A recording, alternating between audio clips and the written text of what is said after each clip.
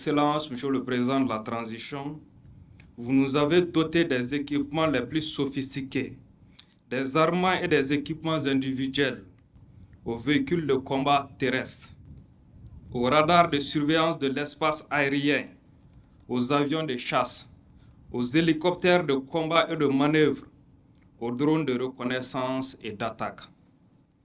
Vous nous avez donné des infrastructures et des meilleures conditions de vie et de travail. Pour une utilisation optimale, vous nous avez donné le plus important, des ressources humaines bien formées et dotées d'un bon moral.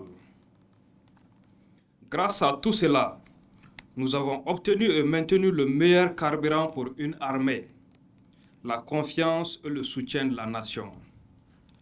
À la lumière de tous les mécanismes objectifs de suivi et évaluation, et surtout en écoutant le peuple pour lequel nous nous battons, nous pouvons dire avec modestie et fierté que nous avançons dans la bonne direction. Excellence, Monsieur le Président de la Transition, chef de l'État, chef suprême des armées, en 2023, les niveaux atteints par les armées ont permis d'achever le retrait des forces internationales, dont l'action inefficace et contre-productive avait pour effet, voire pour objectif, de nous maintenir dans la dépendance. En définitive, le Mali était destiné à rester un État faible, dont l'existence est constamment menacée par des groupes armés hybrides qui utilisent les modes d'action du terrorisme pour servir des intérêts bien masqués. Après les pressions et les menaces qui n'ont pas eu d'effet sur notre trajectoire, on nous a prédit le vide sécuritaire, voire le chaos. Au contraire, nous avons repris le contrôle de notre territoire et nous avons renforcé la stature de notre État, désormais reconnu et respecté sur la scène internationale. Nos partenariats stratégiques et notre alliance avec les autres États du Sahel confortent notre volonté de continuer sur la voie de la dignité. En 2024, il s'agira de consolider cette dynamique et de mobiliser toutes les énergies de notre peuple pour que le Mali n'ait plus jamais besoin d'intervention extérieure pour assurer sa sécurité. C'est le sens de la décision historique de privilégier une appropriation nationale du processus de paix au Mali.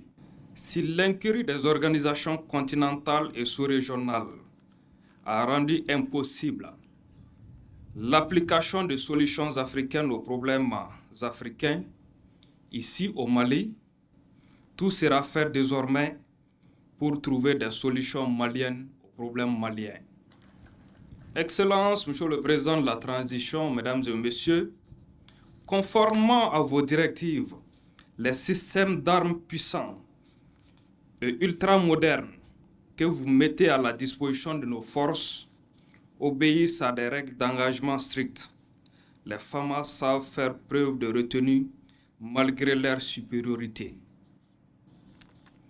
Cette éthique, issue de nos valeurs ancestrales, constitue la différence majeure entre nos forces professionnelles et les ordres de criminels sans foi ni loi que nous combattons.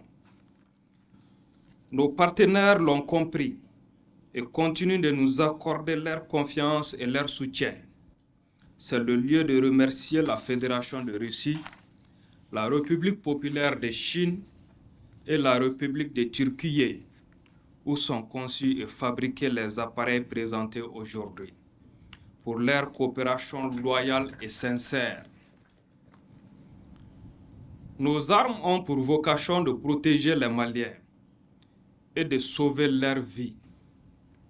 C'est toujours un déchirement lorsqu'elles trouvent sur leur chemin d'autres Maliens, fussent-ils manipulés et instrumentalisés par des ennemis extérieurs. Ces déchirements fratricides ne sont pas une fatalité. La paix est aussi une option. Une paix juste et durable est possible au Mali. Une paix sans amalgame, une paix sans persécution, mais également sans impunité. C'est pourquoi je réitère encore cet appel lancé à plusieurs reprises à nos frères égarés de rejoindre la République et le processus de paix intermalien.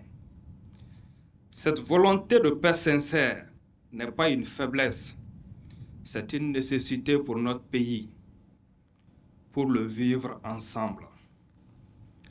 L'alternative à la paix, c'est malheureusement la continuation de la guerre. Je tiens donc à réaffirmer avec fermeté aux ennemis de la paix qu'ils ne connaîtront pas le repos dans leurs grottes et leurs forêts. Car nous continuerons de veiller sur notre patrie et nous les enverrons vers le repos éternel pour le salut de notre peuple. Excellences, Monsieur le Président de la Transition, Mesdames et Messieurs, au sein de cette année 2024, qui s'annonce décisive pour la consolidation des acquis obtenus, grâce au sacrifice de nos vaillants soldats, à l'appui de nos alliés sincères et surtout à la résilience héroïque du peuple malien. J'ai saisi personnellement cette occasion pour adresser à l'ensemble de mes compatriotes les meilleurs vœux des forces armées maliennes. Je prie Allah le Tout-Puissant, dans sa miséricorde, continue de bénir ce grand pays et ses habitants. Qu'il nous accorde la santé et nous guide vers la paix, la réconciliation nationale, le développement et la prospérité. Je demande à tous les Maliens et à toutes les Maliennes de se donner la main pour que nous puissions construire ensemble ce Mali croix qui nous fait rêver et qui est désormais à portée de main.